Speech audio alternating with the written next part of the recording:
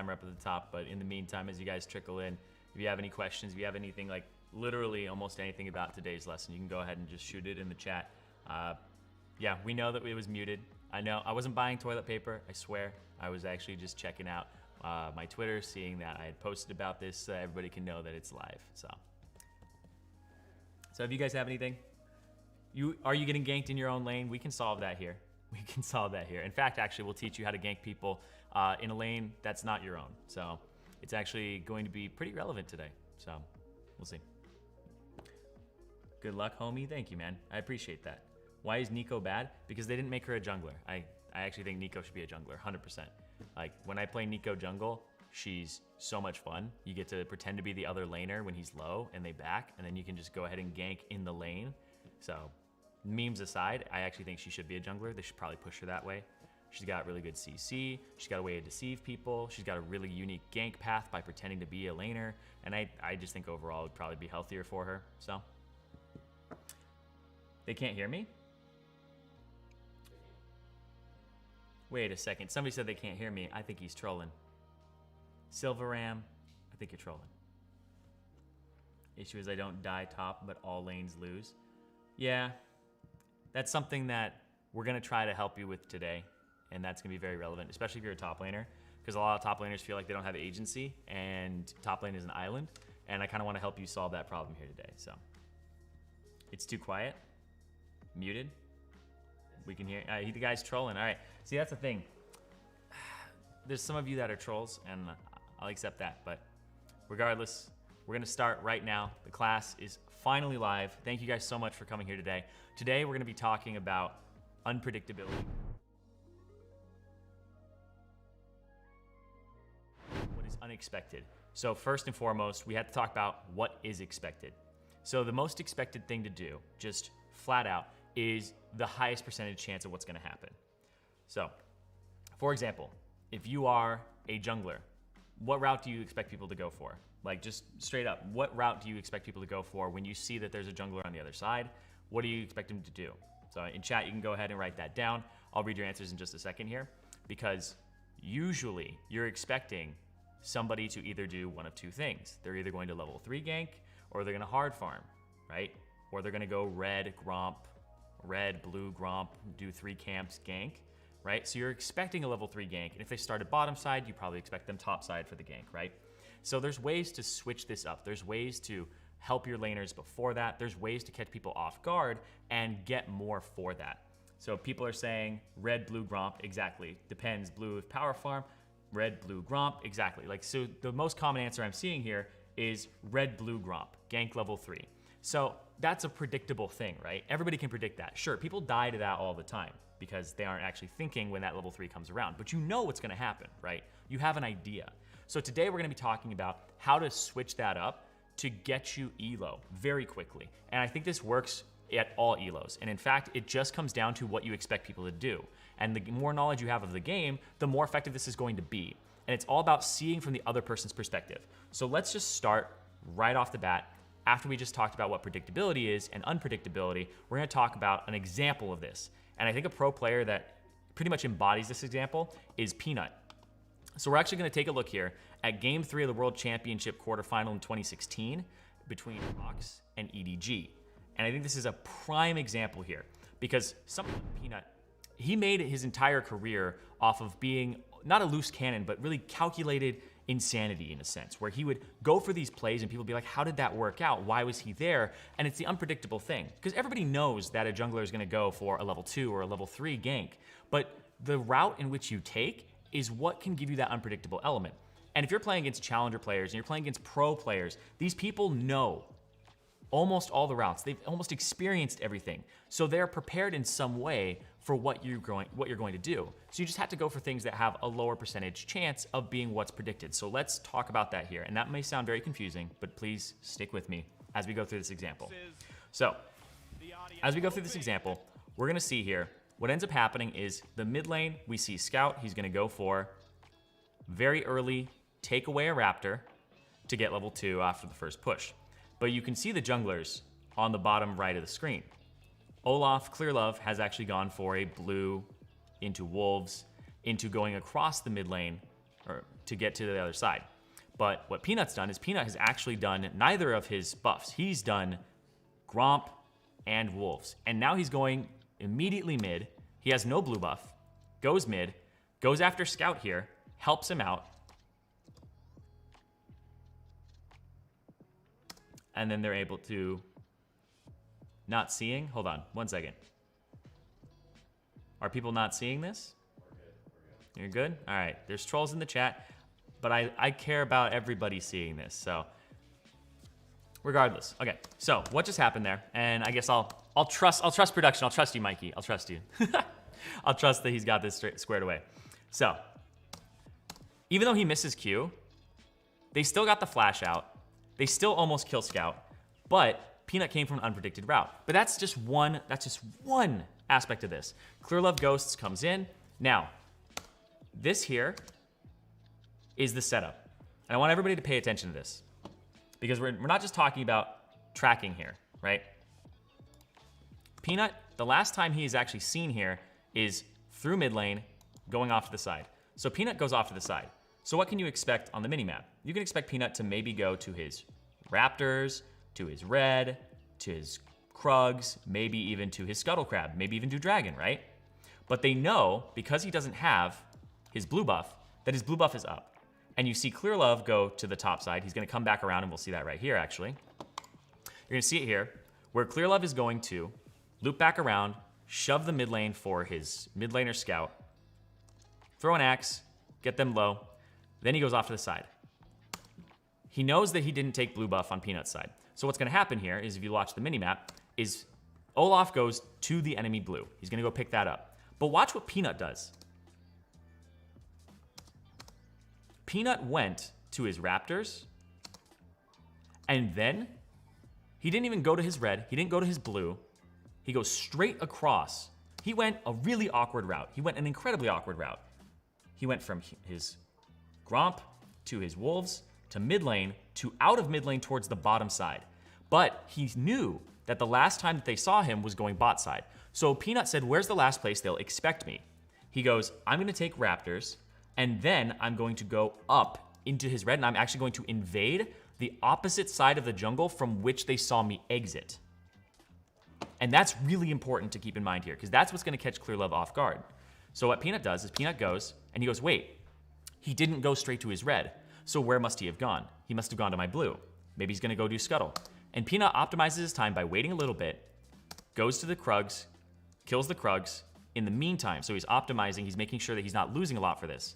Clear Love goes ahead, kills the Scuttle Crab, goes to the Raptors, and what Smeb did in the meantime is Smeb shoved the top lane, and instead of giving away and tilting his hand that he's going to actually go for an invade, he pushes the wave, and instead of going down immediately, he goes back out of vision and then down and through the tri-brush. And that's really important, because he's not tilting his hand that he's going for an invade. He just backed up, which means he could be doing anything. He could be backing, he could be sitting in a bush, he could be going and warding and looking for the Scuttle Crab maybe to find Clear Love. But instead, he goes immediately into the tri-brush, he teams up with Peanut, and they wait. And the last thing that Olaf expects here is actually to be invaded and killed at his red buff. Because the last time he saw Lee Sin was on the bottom side of the map. So Lee Sin could have gone for a Raptors, a Red, a Scuttle Crab, a Dragon, something like that. But the advantage of actually shutting down the enemy jungle is the play that Peanut went for here, and it seems absolutely ludicrous that instead of getting his own red buff, or his Scuttle Crab, or even his Dragon, or anything like that on the bottom side of the map, he goes for the unpredicted play. He goes for the play that is very unlikely to be something that the enemy expects him to do. And I think that is so powerful in all elos. Now, one thing that I really want to touch on here for you guys is that you don't want to do this and have it blow up in your face. Now that sounds really easy to do, but I understand it's so hard. Because what he could have done is he could have just sat there in the brush, and he could have just made it so that he's waiting, wasting his time. Olaf would just get the Scuttle Crab, get the Raptors, show up at the red, and then he wasted a whole bunch of time. But they started putting something into motion. He did the Crumbz in the meantime, and that is an optimization that we'll talk about later. But first and foremost, I hope you guys are sticking with me here. If you have any questions, You can put them in the chat. I'm going to start reading them right now because this is the time for questions before we move on to a little bit more of a solo queue example for you guys, because we're not all pro players here. I'm not, you guys aren't. Like, unless there are some in the chat. I mean, if you're a pro player, you can go ahead and press 1. But if you have any questions, go ahead and put them down there. I'll be reading them for the first few moments here. So, what role should I main? Well, it depends on what you really want to do, but that's really not the kind of topic that we have here at hand. How many apples can fit? Okay. So does this help us who play jungle? Yeah, this absolutely helps you guys who play jungle. So I think that's such a good question, because what I'm going to do here is I'm going to actually go into the practice tool, and I'm going to show you guys a few examples here. So you can do this with any role. I think this actually helps every role, and it's something that you should be incorporating into your gameplay overall. So only the spider is safe in her web. Is unpredictable, but why did he know Olaf won't catch him in river? So, I think that's a really good example. A really good kind of question, and I'll show you guys why. Reason is, now this might not be as relevant now, but back then, raptors, when you smite them, it gives you the thing that shows you on your head that you have a sweeper, right? So if you get spotted by a ward, it goes off. So it's the equivalent of if he actually pops sweeper and walks across mid. So let's speed this up. You'll see he walks straight across. Now, he can't know that Olaf is going to do his blue. He can't know that Olaf is going to do scuttle crab. He can't know that Olaf didn't go straight to his red. But what he does is he goes to the red and he says, okay, best case scenario is Olaf is there. He started it. I kill him, kill Olaf, get the red. We're done. Got it. Worst case scenario is he goes there and Olaf's not there. And he goes and does Crumbz, and then he waits for Olaf to show up. If Olaf is at his blue and he goes to the blue, what's the best case scenario? Well, he gets Olaf at the blue. He catches him there. Maybe Olaf actually went to the red instead. So the best case scenario if he goes to his blue is he gets blue and doesn't fight Olaf. Worst case scenario is Olaf is there and kills him because he's a stronger, like, early game jungler. If he's not caught off guard, then it's kind of bad for him. So Peanut picked the thing that actually is least likely to blow up in his face. And I think it's really important to kind of recognize that Peanut didn't know. That's the thing. Is I remember the casters in this game even asking, how did Peanut know that he was there, right? And the answer is he doesn't. He doesn't know. Peanut has no idea where the Olaf is right now. He doesn't know that he's at his blue. He doesn't know that he's at his scuttle. But he says, if he's at his red, I will catch him here. And then he says, okay, he's not here now, but when he comes to his red, we'll now set up to actually kill him. Because he saw that he had blown his ghost to get into the mid lane and then went off to that side. But he also knows that Olaf has no idea where he is because he went off to the right side of mid instead of going off to the left side and chasing. So he didn't show him where he was going to be and didn't kind of indicate to him what was going to happen next. Now, one thing before I answer some more questions in the chat is I gotta say that today's lesson is not just a lesson. I'm not just gonna be dictating to you guys, talking to you guys the entire time. We're actually gonna have a game later with 10 of you that I'm gonna spectate, and the whole goal of that game is going to be for the 10 people, inside of the game to play in an unpredictable manner. Not to troll, but to play in a way that is unpredictable to your opponents and to do things to catch them off guard, and we're gonna be looking for that. Chat, you and me will both be looking for that. We'll both be looking to see who has the best caught them play where they weren't expecting that. Now, the rule that I wanna set down for that later is no level 1 invades, don't mess up the early game. I wanna see what happens from a lane state because it's so easy to throw the game off with level 1s, but it's much harder because people have this idea of there's this unspoken rule that you shouldn't be doing anything besides fighting the enemy laner during the lane phase, and maybe the jungler comes in. But I wanna get that notion out of your head. If you believe that the lane phase is this sacred thing that nobody else should just come into your lane, it's a one-on-one, it's a mano-a-mano, and sometimes the jungler comes there and that's not fair, get that out of your head. Because it's a team game. It is 1000% a team game. And you need to contribute to your team as early as possible because that's not the time that people expect it. So we'll be having a game a little bit later. It's not too much later, but it's gonna be one that's gonna be spectated and it'll have 10 of you guys in it trying to be as unpredictable as possible. So I hope you guys look forward to that. But yeah, what about people in low elo don't think nor plan anything? Well, that's why it's good. That's why it's good. Because even if you do the expected thing in low elo, they aren't expecting anything anyway. So you're always unpredictable to the bronze player who has no idea what to expect. That's why some people go like you know, they do their standard level 3 jungle route, and then they gank top lane, and the top laner's like, how is he in my lane? How is he here? Why is he here? And they're caught off guard by it because they don't know what to predict. And that's why as you go higher and higher, you have to consider more and more of what your opponent is thinking. Just like in this game with Clearlove, he was thinking, well, Peanut's gonna go off to the bottom side. There's no way that he's gonna come back up to the top side. It wasn't even a notion in his head that he was gonna get invaded.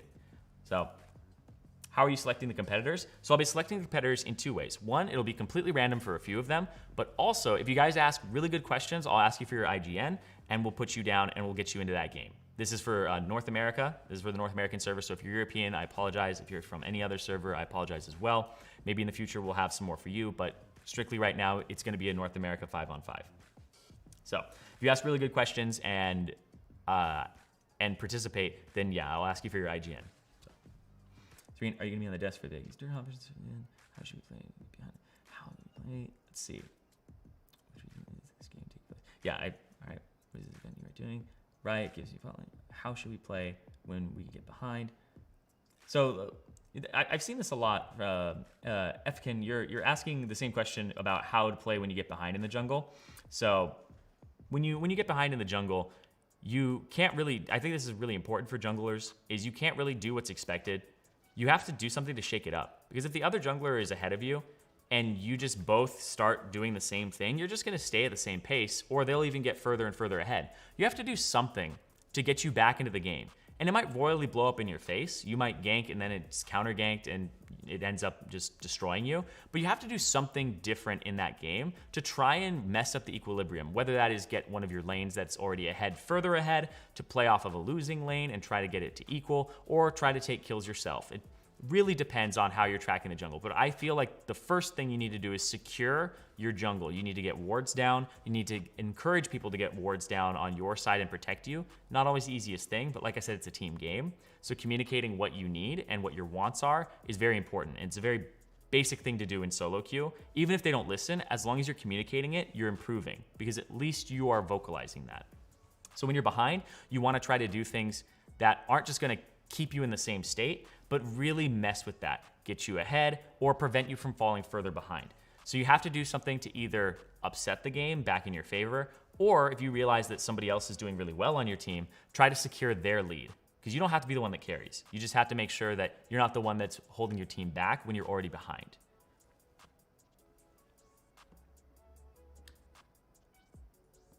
Is there any setting you change? Play better is talent, running, conquer, OP. When you should or shouldn't jungle change sweep. Let's see. What exactly is mid game and how do you use your lead? So moving unpredictably, how should I go about this? Do I take Oracle into the jungler? I actually think that's an interesting question. How can I improve my minimap optimization?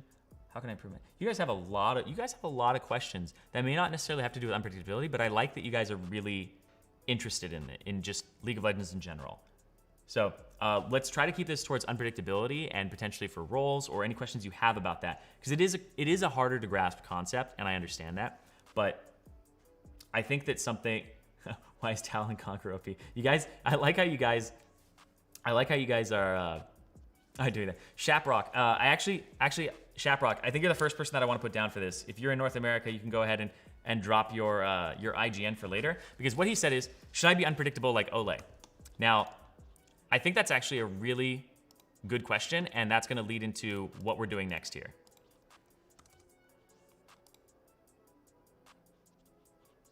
So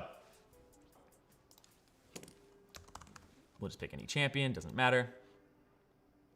How to be unpredictable at top. Okay, Fabian, you as well. I'll ask again to give you guys my your IGNs later. Why do people spam so much? How to be unpredictable. Yeah, Fabian, I'll ask you for your IGN as well as Shaprock. If you guys are on the North America server, then we'll get you into the game that's later. How to be unpredictable as support. So Crystal Flare, I like that you're participating as well. I'll actually put Crystal Flare there. And that's the last one that I'm gonna take of those cookie cutter ones. But I understand that you guys are asking about the specific thing. I know that you're kind of doing that. So anyway, why do we give IGN? Because there's gonna be a game later that's gonna be between 10 viewers and we're gonna spectate it, and you guys, both you and me, are gonna be looking at what's unpredictable in the game for them. So let's just start talk about solo queue examples here. So I think things that you guys are hungry for is not just the pro player example, but the solo queue example that we're gonna run into here. So for the solo queue example, we're first gonna we're gonna answer the question that Shaprock had. And I think this is probably the most obvious one, or I guess the most, not obvious, effective one. The most effective one. I don't wanna say obvious, the most effective one. So if you're a support and you push up the lane, right? As soon as you push up the lane, what does your enemy expect you to do? They expect you to do potentially one of three things. They expect you to sit in a bush here and wait. They expect you to either go into the river and ward, or they expect you to back. When you back as a support, what do you do next? And in chat, I actually want you to answer this. Like, what do you do next as support to try and be as helpful to your team as possible right now? What is like the most effective thing that you can do right now for your team after you back? What are you going to do? Because you can run straight back to lane, right? But the distance that it takes for you to go from the bot side of the map to your lane is about the same as it takes for you to go to even ward the pixel brush. And if the seconds that it takes you after you ward the pixel brush to come back down isn't much longer than it would take to actually just go straight there. So something that I want to encourage people to do is to mix it up. Don't be as predictable as possible. Go towards mid, put down a control ward for your mid laner. If there's nothing there, you can go gank. If your jungler's on the bottom side of the map, you can ping the enemy blue buff and have you guys invade and potentially get something there. Now, one of my favorites for solo queue, this is actually my personal favorite for solo queue, is the distance that it takes to go and ward the pixel brush on the bottom side actually isn't much different than warding the pixel brush on the top side. So people, as you get higher and higher in elo, expect you as a support to come here, place a ward, maybe look for a gank for a quick second, and then come back down bottom or come back down bottom this way. But if I go up the mid lane, and instead of going to the right, I go to the left, and I go up here, and you ward here, or even here, and you run through mid lane, or you even come from here, ward there, and then walk here, and you gank the mid laner from the top side. The mid laner does not expect a support that's level 4, level 5, to come from the top side of the lane, ever. They will ward here, mostly for dragon control, and if you're warding here, you're helping your mid laner, and you're coming across mid. It's so effective. It's so effective, and you also don't lose much time. Now, I saw somebody mention in there that if you go to the top side, you can go to the top side as support. You can end up here. But the difference is that if you go here, the distance from here all the way back down to bottom lane is gonna leave your bot laner high and dry for a long time. And that's why people go straight down to bottom from backing most of the time, is they don't wanna leave this guy high and dry. But if you go for a ward here and then you come back down bottom, you're only leaving him alone for a few seconds. If you go across mid, you're actually teaming up with somebody to then go back down to the bottom side and almost gank 2 lanes. You gank mid, gank them in their own lane, and you go down bottom to gank your own lane. And then they're gonna be watching ProGuides because they're getting ganked in their lane. But that's the thing that you want them to be doing, is not knowing what's gonna happen. And also, you can even do something where if you come across mid, you walk across mid from the top side, you can go, okay, I walked here, the mid laner started playing aggro again. You can actually just loop back around and gank him from this side again. Because you wanna do the thing that they're not expecting and get as much of an advantage as possible on the map. And I'm saying do this early, because that's when it's not expected. Later, people expect the support to roam around. But this is what tilts people. This is what makes people go, why is the support here? What is the bottom lane doing? Why aren't you guys pushing? Because I'm sure you guys have had that complaint about somebody in your game where you're like, I just got ganked by X person. What is going on the opposite side? And you want to be the person making the other team say that to each other. And this is a very easy way to do that as support, is to gank the lanes that aren't necessarily your own. But to finish the point I was talking about, the distance from top to bottom, way too long to leave them high and dry. I think going for a ward here, teaming up with your mid laner, and even if you get, and the best part too, is if this gank works, ping your mid laner to now come get dragon with you, or even gank bottom as 3 people, potentially with the jungler, and then you 4-man dive. This is how you set things up and cause a cascading effect by teaming up with people on your team in an unpredictable way and in a way that the other team kind of tilts them. Because people think, like I said before, it's a sacred lane phase. It's just, you're supposed to just let them 2-on-2, let them 1-on-1. Absolutely not. You want to ruin that as much as possible for other players. You want to make their day as bad as possible and make that mid laner not want to play against you ever again. You want to roam, you want to be active, you want to place wards down as much as possible, and that sounds, like a duh move, but as a support, you want to be disruptive. You aren't just about backing somebody up, you're about being as disruptive as possible. And even if you aren't a ganking support, even if you're not an Alistar or something that's going to come into the lane and really wreak havoc, if you're a Janna, I've seen Jannas run across mid lane, W somebody, Q them to knock them up, chunk them, and then they just run back down bottom. As long as you're contributing to that, you're going to be getting your team ahead. You're going to be causing advantages that makes the other team feel like they have to do something about you. And you want to be that player that the other team has to deal with. And that's really what you should strive for. So we just answered the question that Shaprock and Crystal Flare had with supports. Now let's move on to the question that Fabian had. So you talked about top lane. Top lane, it's very similar to supports in that sense, but you want to do a few things. You can push the lane up, and then you can team up with your jungler and go towards the Scuttle Crab. You can go towards mid lane. And instead of if the mid laner's in a place where he's not quite gankable, let's say the mid laner is right here, and he's not quite gankable, and your lanes are just fighting each other. When you roam down from the top side, you can also take this route as well. You don't have to go straight through here. You can disappear into the tri-brush and go over into the jungle if you saw the enemy jungler on the bottom side and ward. You can take their plants, you can come down here and gank. Because ganking somebody is always going to be effective.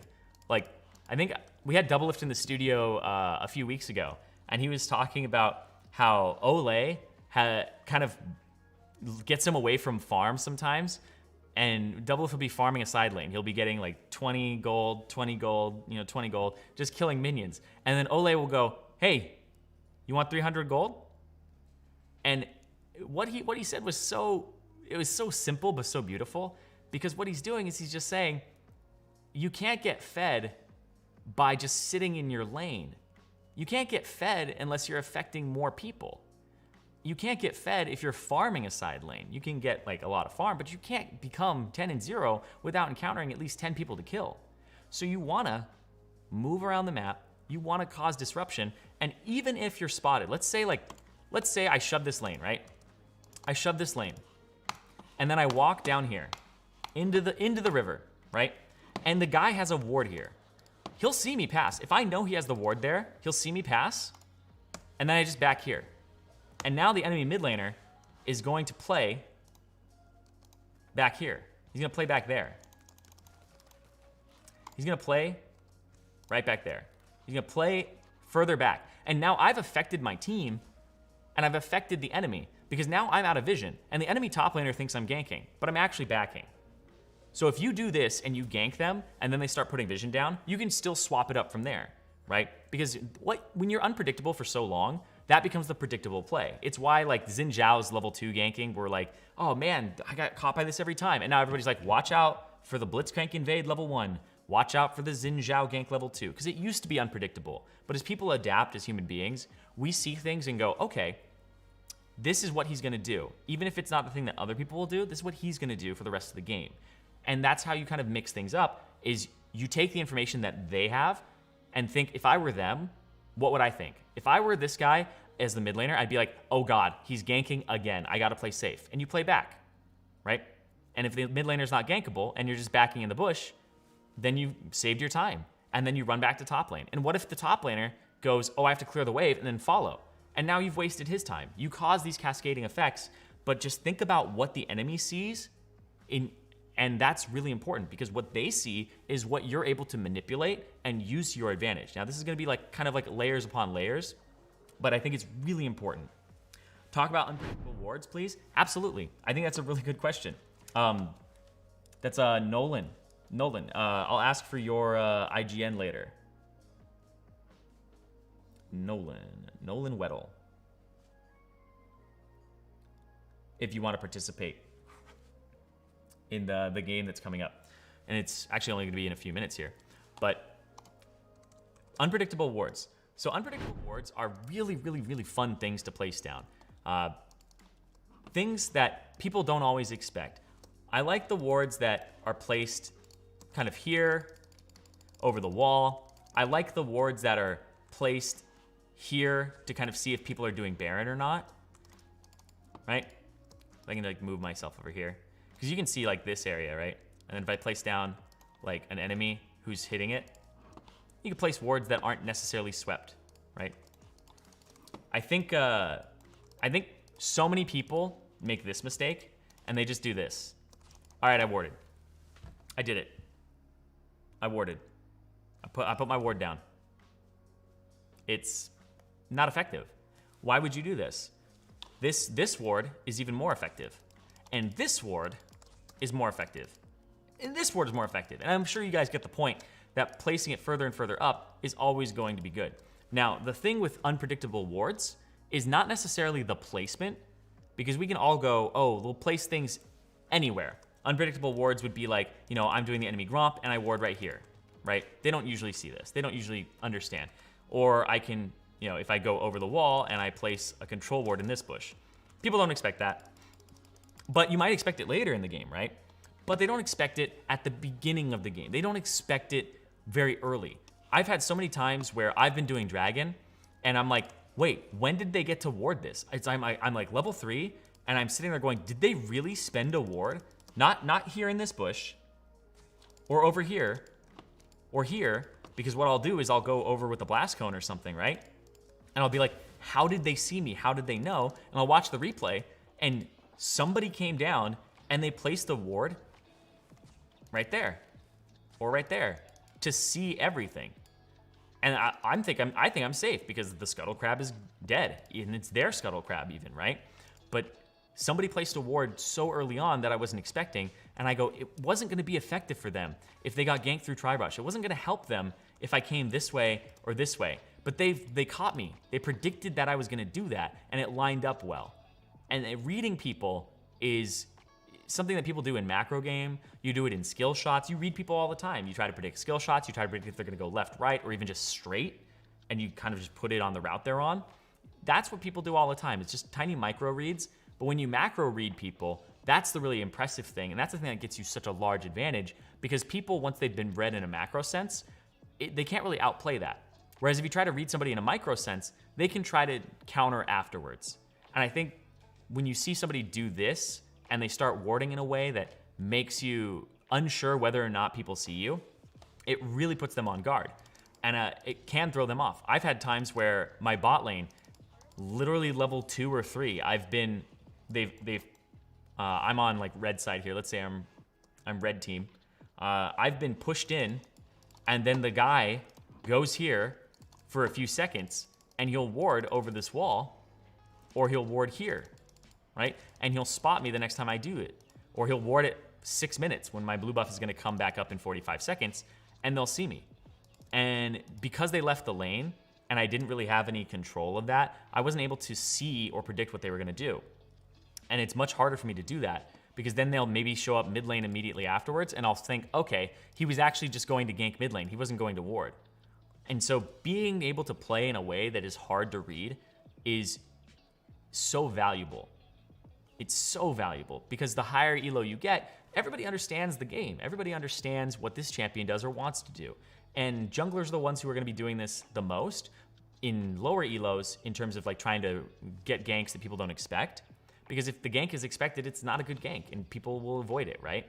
So junglers at a base level are trying to be unpredictable all the time, but everybody in the game should be. Everybody in the game should be kind of being almost like a semi-jungler, like the mid laner. We didn't really talk about how mid lane kind of mixes it up with being unpredictable, but going to side lanes, shoving the wave and backing, placing wards down in the middle of the lane like that aren't spotted.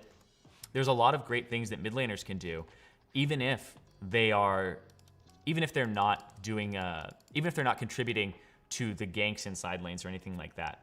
And another thing that mid laners can really do to be unpredictable is if my jungler is waiting in this bush over here, if my jungler's waiting in the bush over here, and the mid laner is right here, I can go ahead and instead of playing to this side where my jungler is, just play to the opposite side. Play to this side. Just place a ward down and play towards your vision, because your jungler's giving you vision over here, right? And then try to corral them, because they'll usually mirror you. He'll probably start walking this way, and then you'll move him closer to your jungler. Because people like to kind of mirror each other and be on the exact opposite side, because he's not going to stand, he's usually not going to stand right here, right? You guys aren't usually going to stand like that. He'll usually stand over here. And then you can kind of corral him and hurt him.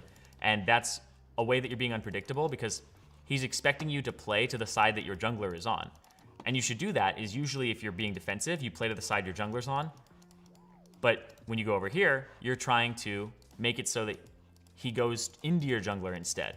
So you're playing in a more aggressive way while it appears to be defensive. And so mid laners can do that and kind of mix things up and not give away that their jungler is there, but give their jungler some assistance without really tilting their hand. And that's what it's all about, is a game of information, right? Wait for ganks, yeah. How do you have impact as an ADC in the early game? So I think that's a really good question, because having impact as an ADC, Jayush Aurora, I'll put you down as well.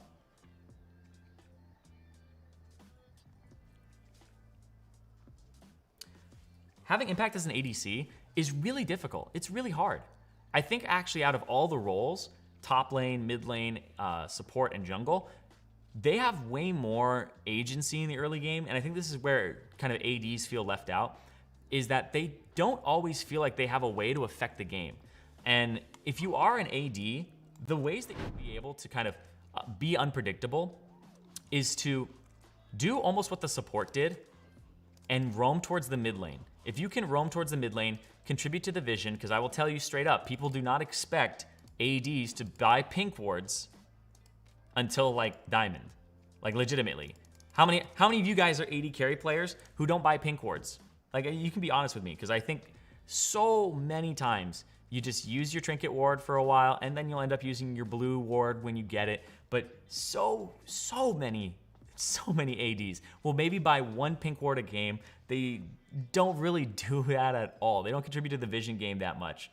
But of course you guys do, because you guys are ProGuides viewers. Of course you guys do. But I think the big thing there is contributing to the vision game in a meaningful way throughout the entire game. Not just the beginning, but the entire game, I think, is so important as an AD carry player. Roaming mid, making sure that you're catching people kind of off guard. Jhin is a really good person to do this with, helping the mid lane just kind of get a good back timer, or even backing for an item when they don't expect you to. Now, another thing that is big that I want to emphasize is if you're an AD and you have an advantage and you push the lane up, something that you can do is you can sit in this bush or sit here and wait for them to kind of push a little further, and then you'll move to here. And then you can gank. You can almost gank your own lane, in a sense, by using the alcoves. Once you shove up, you can go for backs that they don't expect. You can gank. And another big thing is when there's minions in the lane and they're fighting each other, what a lot of people will do if they expect you to be in the bush is they'll hover around here and they'll be like, okay, he's in the bush, don't worry about it, don't worry about it, don't worry about it, don't worry about it, don't worry about it, he's in the bush, just wait and wait. But then at what point do you go, okay, he's not in the bush, or maybe he's not in the bush? Because you want to cast as much doubt as possible in the enemy's minds. So what'll happen is there's a key mentally for people. There's a cue that when enough minions die without somebody in the bush going, okay, I need to last hit that minion, they're like, oh, they're not there. Because who sits here and just lets these minions die and lets you sit there going like, okay, he's in the bush? Because what eventually happens is these minions die and they go, oh, well, if he was in that bush, he would have last hit like those last 4 minions. Because like letting one minion go, because a lot of people will sit in this bush and they'll go, okay, if he's gonna walk up, he's gonna walk up. If he doesn't walk up, I'm just gonna CS again and shove the wave. And then they pop out of the bush. But how long do you have to wait until that person goes, okay, he's probably not there? He's probably not there. If they don't have any wards to place down, it's like, when is that key point where they do that? And they go, okay, I should shove. Because you've probably had this, if you've played League of Legends for long enough, you've had this happen to you, where somebody sits in that bush, and it's a little bit longer than you would think. And you just go, you have that like mental trigger where you're like, it feels like it's been long enough, that if they were there, they'd pop out. They would have already popped out. And then when you walk up, you go, oh my God, they're there. Everybody's had that moment. And you want to be able to do that to other people. And the way that you do that is you think about what would I think in this situation? How many minions would it take for me to go, okay, he's not in that bush. He let a whole wave die. He's not in that bush. But what's a whole wave that you still get the experience for compared to the 300 gold and setting that person behind? So let's wrap this portion up here where we're talking about how to be unpredictable. And I hope you guys have some takeaways for that for your role. I didn't talk about all of them completely. I did kind of hint at most of them and talked about some of them further than others. But I think it's now time to finally get into that solo queue game we talked about. That custom game where you guys are gonna be playing against each other 5-on-5. So, we'll talk about unpredictable champs maybe another time, but I think that can give you an advantage in and of itself at different times.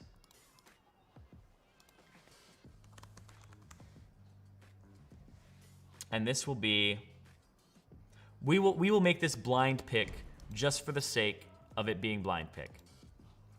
All right, so the people that I call out here, Anakin. Okay, perfect. You gave it to me.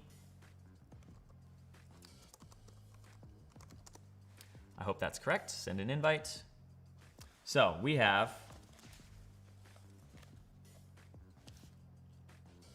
that was Nolan, correct?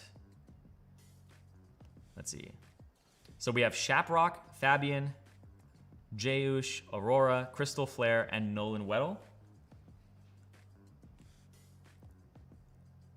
If I called your name, go ahead and put your IGN in the chat really quickly and to see if I can actually catch it in time.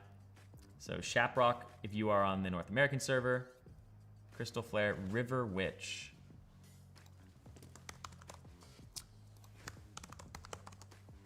Get you in here. Shaprock, okay, perfect. I like it when people have their IGN as their name. That's perfect. I am a challenger player. IGN Shaprock. Okay, so we have,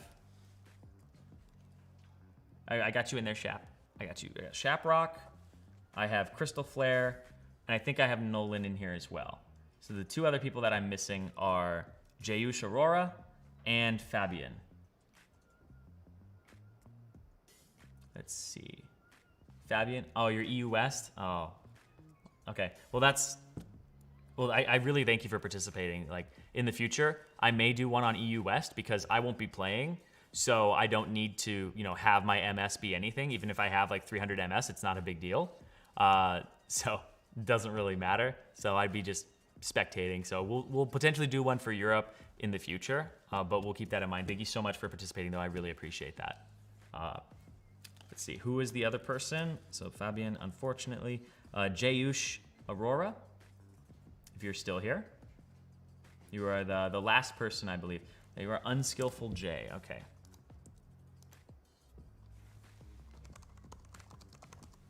Unskillful J. Okay. Now let's get some random people, some truly random people in here. If you have been enjoying today and you want to play and you want to show off something, okay, I'll put Scripting Zareth in there. I want to see if you, oh wait, are you did I write that? Scripting Zareth. Okay, well, I guess it's not a name. All right, let's see. I'm going to invite the people that I see. Is that correct? No. I typed that in. Asmodeus, okay. 260. Can't join EU. Green Blob.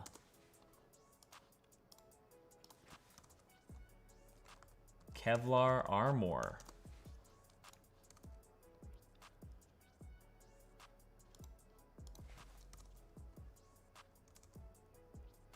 Dude.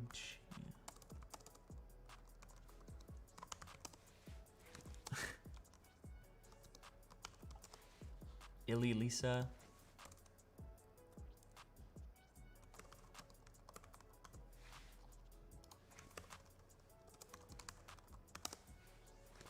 Is that Okay. Guess I didn't type that in right.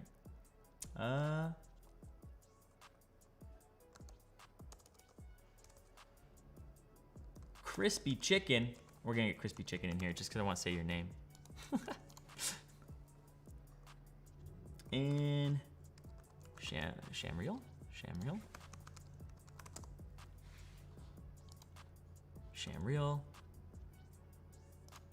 And an awesome guy.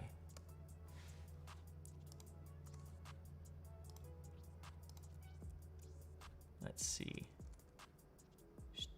There's two spots left. Two spots left here. Brass Unicorn.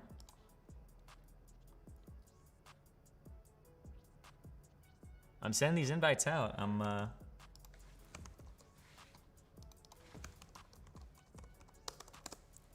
get you guys in. Brass Unicorn, all right. Shy Holo, okay. And Atakin, go ahead and jump into the other one. Okay, let's see. Let me balance these teams really quickly before we do anything. Brass Unicorn, can you go to Spectator really quickly? And then we'll have Green Blob swap sides with Brass Unicorn, if that's all right. So Green Blob and Brass Unicorn can swap to Spectator and then swap sides that you're on.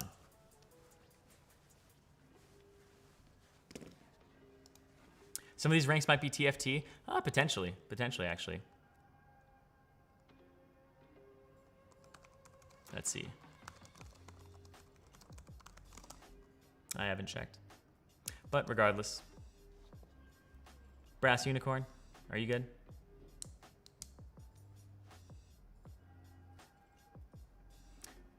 All right, well, not really responding. Regardless, Green Blob, go ahead and go back on the side that you were on. Thank you. All right, so Crispy Chicken, you can go ahead and start the game. You are party leader right now, so go ahead and start.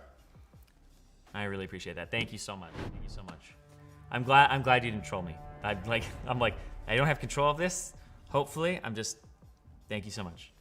All right, so something that I want to mention here for everybody that's in this game. First off, thank you so much for asking questions, and also thank you so much for being here and putting your IGN in.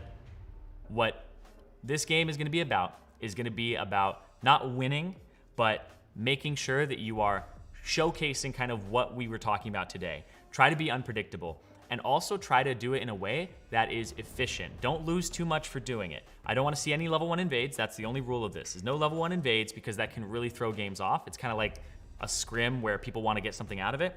Don't level 1 invade. I know it can get you an advantage. I know it's a really good way to be unpredictable, but for the sake of this lesson and this closed environment, we want to have no level 1 invades, and then I want to see how you guys try to affect laning phases and try to get advantages for your team.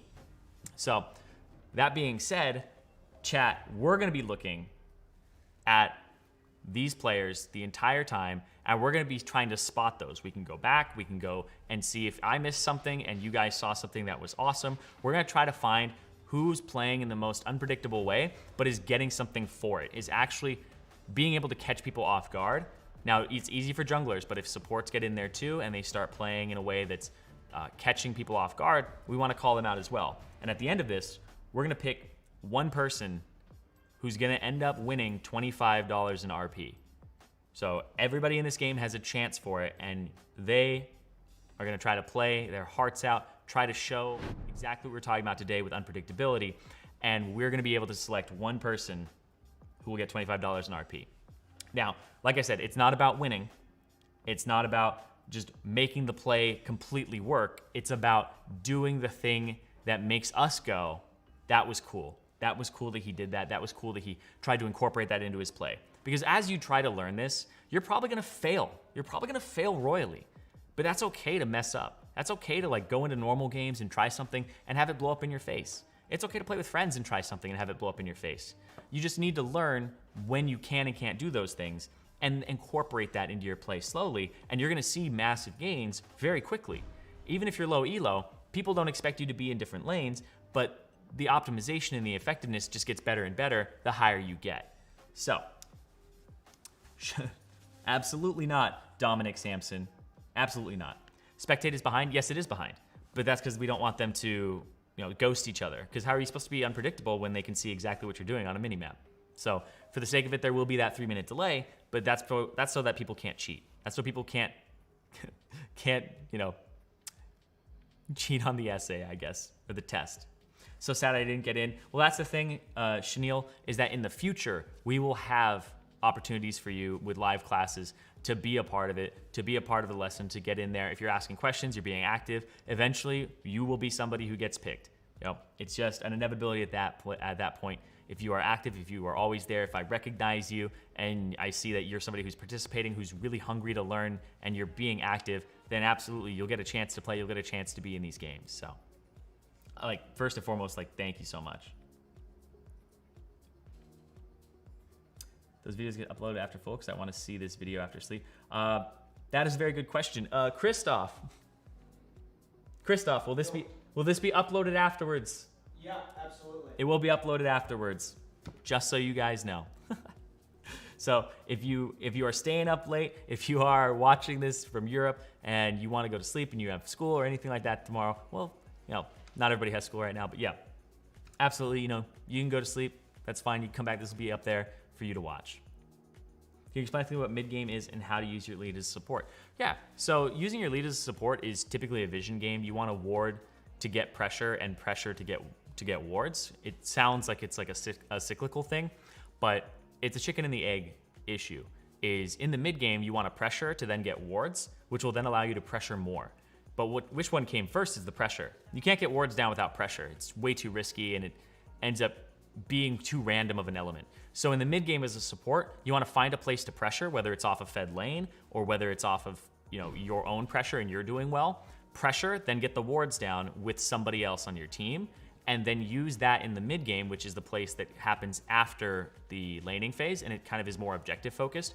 Use that to ward up the side, whichever side is going to be advantageous to you. So if your top laner's fed, start warding the lane that he's in, near that place, and then allow him to push further. Or if the dragon is coming up, you can ward on the bottom side, flip somebody onto that side of the map, and then make sure that you guys are controlling that. And you want to do that minutes ahead of time so that you can refill your wards and then use that again. Because like I said, pressure gets you your wards, so those wards are down, right? Then you use those wards to pressure again, which will then allow you to place better wards in the future, or to not have your ward line fall too far back on you. So as a support, you really want to be pushing your advantages by using your team and having them use you. So it's kind of a back and forth, right? But yeah, 100%, you want to use pressure to get wards down and then use the wards to get more pressure. It sounds crazy, but believe me, it absolutely works. So picking supports that you feel comfortable with, that you feel you can shove lane with or affect the game with, or even just roam with, are always going to be your best choices. Now, also, I hope everybody in this game picks something that they're comfortable with, because I think the biggest thing about this is if you're playing a champion you're not comfortable with unpredictability, you're not going to be unpredictable. What you're going to do is you're going to try to learn the champion. You're going to be sitting there going, okay, I need to last hit. I need to focus on my last hitting animation. I need to make sure I don't miss CS. I need to make sure that I'm comfortable with this champion, that I'm landing my abilities, any of those things. But it's so hard to affect the game when you do that. And I actually encourage people to do the opposite. So if you're autofilled and you're playing something like a top lane and you're not really proficient with it, pick something that can wave clear, like maybe Maokai with his Q, or something that is a little bit more effective in that regard. And you don't necessarily have to beat your opponent, you just have to beat people on the map and not lose to your opponent. And if you have that in mind, you can go down 30 CS, you can go down 20 CS. But as long as you're in a position where you feel like you aren't focusing on your champion and you're focusing on the game, that's where you're gonna find the big wins. So when you're trying to learn this and unpredictability, I highly encourage you to play something you're comfortable with. Don't go out of your wheelhouse just yet. Don't play Blitzcrank just because Blitzcrank is somebody that, can have those crazy hooks. Play something you're comfortable with and learn the elements of that will allow you to be more unpredictable. When can I leave my ADC so I can make a Rift play? When you guys back and you tell him that you're going to do that.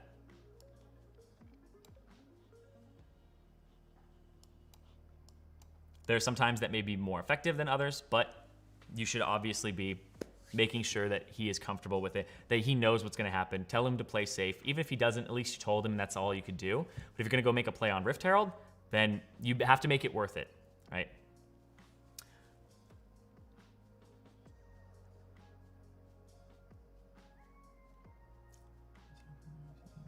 I mean, Kha'Zix, I'm low elo, of course, early game, mid game, late game, I feel like I lose my lead. Any tips?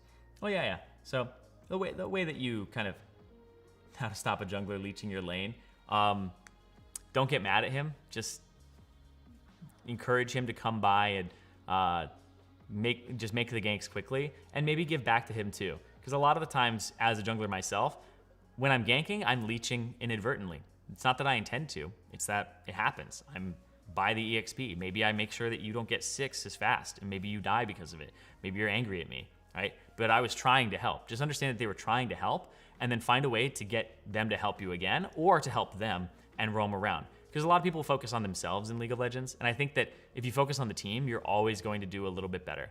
Like, learning how to be a good team player, not just like morale-wise, but also keeping your cool, is gonna show like big gains, because everyone's just trying to win. Everyone's trying to win. Maybe they don't want to win the same way you do, but just understanding that they want to try and win, I think is a big deal. So let's see what happened here. Looks like Nicolai went for a level 2 gank. We'll actually check here. So I think he went for blue. Checked, saw he wasn't there. And then, yeah, so Nicolai checked for him on his Raptors because he saw him with this ward, and then went back. But now he's gonna get spotted there, doesn't get to kill it, and now he's really far behind. So what's Elise gonna do? Elise is gonna take advantage of this. There's the flash, there's a good cocoon, crispy chicken. Now think about this, is Asmodeus just died to a really obvious gank. Because what happened was, the Elise did literally the route that everybody said. Elise did red to blue to Gromp to gank top. And there was a ward here, so they know that Elise started there. You gotta look at your map. Those crispy chicken's gonna get you. You gotta pay attention to it. Now let's figure out what happened in the mid lane. Because they were full HP just a second ago. Okay? Ooh. Okay, yeah. I think he got destroyed by that. He's really close to level, isn't he? He's pretty close, yeah. He goes in.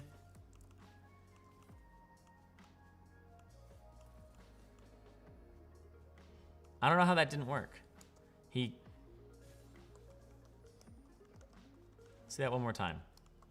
I want to see that one more time. Just so I don't like flaming people, but Illy Lisa, let's see. There's the Q. Yeah, he had already cast the Q, and then he E'd. In terms of which one he cast first.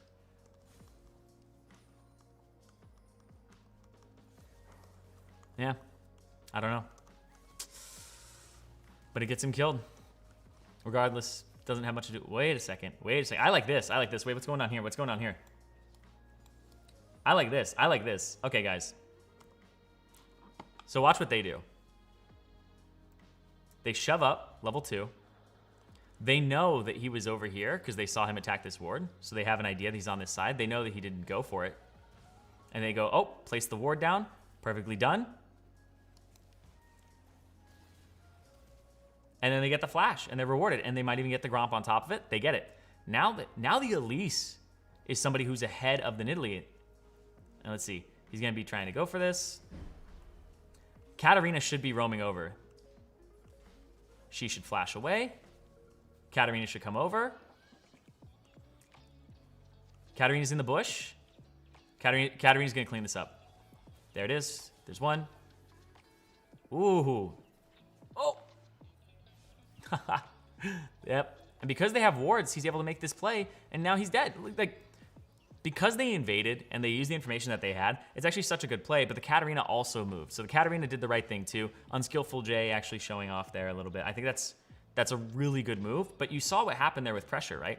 Like see, Shaprock's even like, that was so good that they invaded and they used that pressure, because Lucian and Thresh is usually a lane where you go, hey, they're gonna hook the Janna, they're gonna potentially kill. And I think that's such a good thing that that River Witch and Atikian, I don't know, Atikian decided to invade there and get wards down, because they saw that the Nidalee wasn't even on that side doing the wolves, so they wanted to double check and check it out from there. And oh, Lisa. Really, yeah, it's so Lisa's being really aggressive here, but doesn't have the wards to do that. Lisa had a ward over here, but otherwise, Lisa's completely blind. Pretty much all around the map. So remember when I said you need to pressure to get wards and then use the wards to get more pressure? At this point, he doesn't really have the wards down, and he has a ward in his that just came up. So instead of actually pushing here, what Lisa should have done is Lisa should have played safe, backed up here, right there. Backed up, waited for the ward. I know it's really tempting, and your jungler is on the side here, and you think he can help you, but he's not in a position to actually reinforce you. He's behind, none of that's gonna help, and it starts snowballing out of control. So now, Unskillful J is gonna be probably the hardest person to deal with in the entire world, because now this is a really fed Katarina. He's probably gonna back, get his Hex, exactly, and start moving towards that. So we're just gonna keep scouting here and seeing what people choose to do in this game. Okay, good ward. Now he's low HP, ganking. Unskillful J will probably turn this around, right? Yeah. So I like the idea behind that. The execution is a little bit flubbed, but I like the idea. Let's check this out again on the bottom side. So now they're just obscenely ahead, and this is gonna start snowballing just out of control. And I think one of the key things here was the play that River Witch and Atikian were making on the bottom side of the map. We'll check that. Yeah, they just gank him top lane.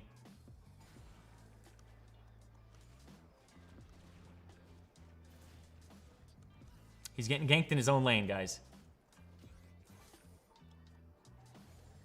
And across the board, this is just going to be a really big stomp now because of the advantage that they were able to get themselves off of the early invade, and because they put the Nidalee behind. And if you think about it,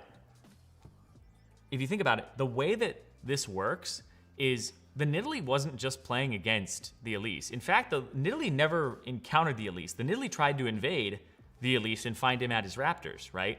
But instead, what ended up happening is there was a ward that went down that spotted the wolves, that made sure that they knew where Nidalee was. They saw that Nidalee was on that side, and then the support and the AD are the ones who invaded. And I think that's so important because the support and AD, Atikin and Riverwitch, realize they aren't just playing against Brass, Unicorn, and Shaprock.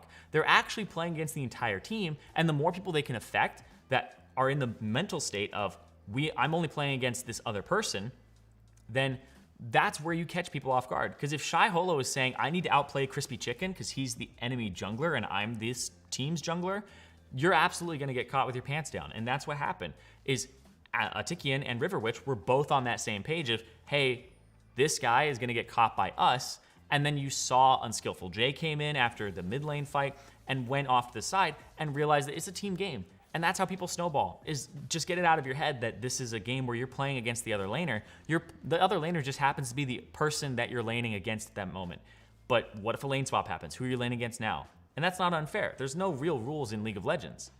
If people are gonna mix it up like this, that's gonna make you lose elo. That's gonna make you drop. You're not gonna be able to hold up against that because you're playing against a team and you're just playing there as a regular player. You're playing as a person trying to win lane. If you're just trying to win lane and not win the game, or you sit there and go, I won my lane, it's not my fault, there's always something more that you could have been doing. There's something that you could have been doing here in Atikian's case, in Riverwitch's case, and even in Brass, Unicorn, and Shaprock's case, right? Because what Brass Unicorn and Shaprock could have done is they could have thought, okay, he's off on the side. I'm going to feint over towards the jungle and almost go for a read. Because if they can say they went out of vision and then the ward came down, because like, let's actually look at that play again. I actually really want to dissect that for an extra second here. And see what the reaction was. Because they leave lane. Shaprock has a ward. Brass Unicorn has a ward. Shaprock walks up, goes for a last hit. And now they're no longer in the lane. They ping question mark. But like, I think a big lesson here is just because you just because you ping question mark doesn't mean your job is done. You can't go, pinged Mia, it's your fault. Sorry, ping Mia. You should do more. Question mark. And then investigate. And you can see he starts running over pretty much. So he smites. Shaprock goes, oh, okay, I need to start running over. Starts running over. And then they still go for this play because they catch him off guard. But they're not really accomplishing much with this down. They think that they can land this. Shaprock gets a good hook. They're even in levels there, and they have the numbers advantage. So ideally, it seems like a good play, but because of the state of the map, it's not really. But also the fact that they had wards available and they didn't place them down is one of the big things of you can, like, the way I want to phrase this is, when people are trying to be unpredictable and you throw wards down, you catch them. You see exactly what they're trying to do. You go, oh, they're going for an invade.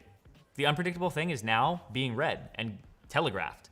So wards are a good way to prevent this from happening, and exactly what you're supposed to do is exactly you're supposed to ward and make sure that people aren't able to catch you off guard. Because that's what unpredictability is all about, is catching people with their guard down. And that's what they were able to do because they weren't expecting it. So now let's move back to where we were. No vision, no win. I actually like that a lot. Array. I like that a lot. Because if you don't have vision, vision doesn't necessarily win you games, but it stops your opponent from going undetected and being able to do exactly what they want to do and impose their will on the game. You want to be the ones to impose your will and to prevent them from doing the same. Now that they're behind, how are they supposed to come back without making it worse? Well, at this point in the game, this Katarina is really far ahead, and she's going to start snowballing other people ahead. And the way to stop that is to hit her with something like the Thresh, who now is very far behind, but they're starved. And you can see they're trying to get something here. The Nidalee's going for an invade. Everybody's kind of taking care of themselves now. Nidalee, because this is where everybody is so far behind. Nidalee needs to take care of herself and get her experience. Lucian and Thresh, they need to take care of themselves and get themselves to a good point. It's that whole thing in airplanes, right? You want to secure your mask first before you secure somebody else's. So before you can help your team, if you're in a crisis situation, you need to help yourself, right? So here they need to help themselves because everybody's in the same crisis, right? Just like if a plane's going down, you need to secure your mask and then your child's mask because you're all in the same situation and you can't help them if you're passed out or if you can't actually function. So if you can't help them, if you can't function, if everybody's in the same place where they are in danger of not being able to function in the game. So you should be able to focus on falling back, giving up as little as possible while trying to stay in the game or get what you can and not be too greedy for things at that point because that's where you start falling further and further behind. Now, are you only going to get breadcrumbs at that point? Yes, but at least you aren't starving. Right? At least you aren't actually just getting completely obliterated in the game and making it worse. So at this point, you need to be very on top of your Mias. You can't be contesting dragons. You can't be making aggressive plays. You have to be on the defensive because you're just so much weaker. And you have to be looking for opportunities where the enemy messes up. And I know that sounds bad. And that sounds like something where you should go, well, if I'm waiting for them to mess up, like what's the point? I don't have the ball anymore. The ball's in their court.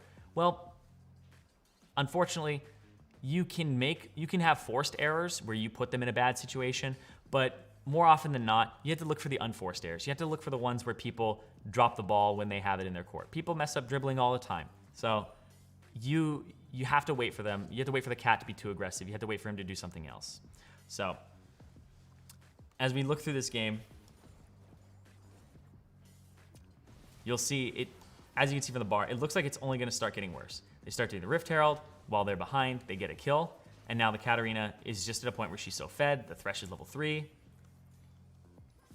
And this just becomes an absolute fiesta, for lack of a better word here. And like, I like that he's trying something, because Shaprock, it's 9 minutes in. Shaprock went for a Rift Herald play, right? And his team wasn't able to get it, but they were able to get a kill. They were able to get their first kill in the entire game.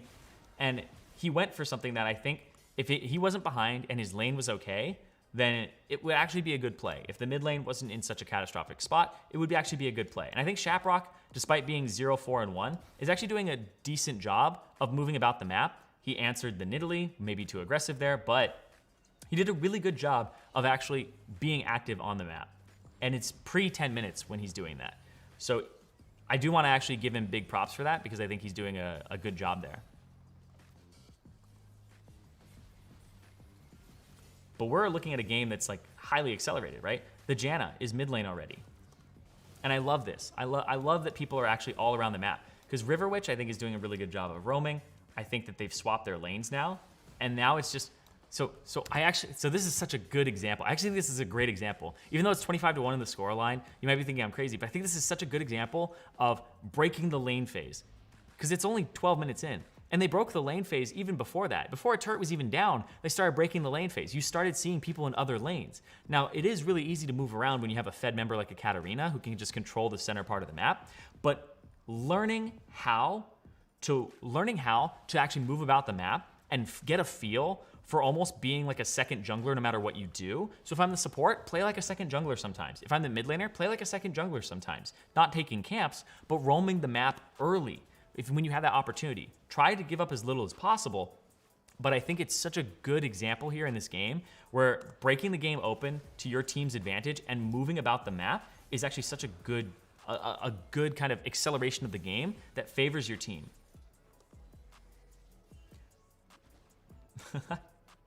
Did Lisa leave? Oh no. Okay. They already F'd up? Well, I think that's actually, like, FF at 15, it's a really, like, hard stomp game, and I understand that, but I actually think that this was a really good example regardless. Like, there's so much you can take away from games that are stomps and look at those first few minutes and say, okay, what did somebody do that actually caught us off guard? Because even though the mid lane was a bit of a disaster in terms of the 1v1, and I'm not exactly sure what happened with the interaction of the Q and E for Syndra, but outside of that, I love the idea of Atakin and River Witch. I actually think they played that so well in the early part of the game. And I think River Witch is the person that I think is going to be able to get the is the person that I think should get the $25 RP, because River Witch, I think, you know, living up to their name, was living in the river for the early part of the game. They roamed around, they teamed up with their strong teammate, and they went into the jungle as soon as possible after they got pressure, and they almost immediately applied basically what we were talking about. And I don't know if it's because River Witch is somebody who already does this, or if they were doing that for kind of like what they felt was the way to implement the lesson. But I actually think that that was really, really strong there. Look at your pings. Nolan. Okay, Nolan. So it's going to be a team effort there, and I completely understand that. Like, if you're actually encouraging him to do that, Actually, you know what? Christoph, Yo. Is there a way to give two people like 15? I'll throw in some money. Sure. Okay. So we'll split it between the bottom lane here. You're each gonna get $15 in RP. We'll get Atakin and River Witch some RP here. Those are the two people that I think should get it, because you guys played really well as a bottom lane in terms of setting something up and catching them off guard. So, I'm what?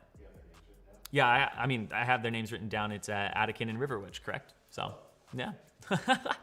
Yes, I do, Mikey. So, thank you guys so much for that. I thought that was actually really, really well done in the early parts of the game. So, the final thing I want to talk about here, before we wrap up today's lesson on unpredictability, is one thing that I always struggled with unpredictability is that I always lost so much to try to do it.